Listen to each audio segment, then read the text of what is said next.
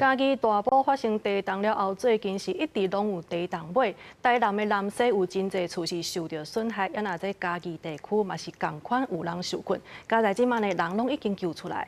这呢，各界是送来真侪爱心物资，毋过即马煞听讲有外地人走来抢物件，互在地拢真受气。货币内底架顶的物件是害甲真厉害，店面真侪物件拢落落来。台南发生真侪间的地动尾。东山区10外户的人家厝受损长，东关高中的围墙嘛放起。地台车位啊，带带恁人。安尼哦。所以我是讲车是出什么问题，当时地动。学校离地震震央的距离还蛮近的，所以这边那个红砖墙这个地方，它就产生倒塌这样子。因那嘉义水上乡有人家厝3楼楼顶尾龙板柜的放落来，消防人员赶紧把人救出来。因那伫个南西，真侪徛家受损长的情形本来就真严重。2日透早，佫发生5.7个地动，有人厝内放电视的迄面壁柜的放落来，民众烦恼黄单会变做红单。根据区公所的统计，人家厝受损的通报已经有到1600外件。出来刚开门而已就开始听到啪啪啪啪啪啪啪啪，然后对，我就先跑来马路，然后转头看，啪就倒了。你去到2楼。我的压力就是一定增加的嘛。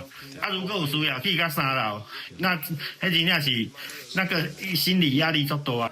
一箱一箱的物资搬入去区公所，民众嘛主动在布棚甲困地下来，因为一直发生地动尾，互厝受损长的情形是愈严重。受灾户唔敢住伫个厝里，区公所清点附近的公庙、礼俗业等等的所在，增加会当收容500多人的空间。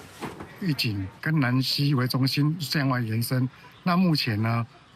已经扩张到可收容的处所达到24处，约可收容540多人。很多次了，我们有在注意你呢。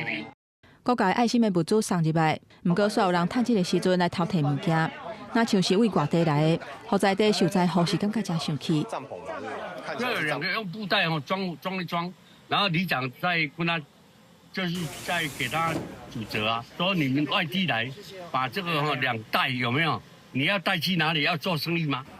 即马年就要到啊，灾区也阁有真侪所在无水通去使用，加在民间爱心的食食有尽量供应入来，希望或者的受灾户会当感受温暖，陪伴因重建家园。记者综合报道。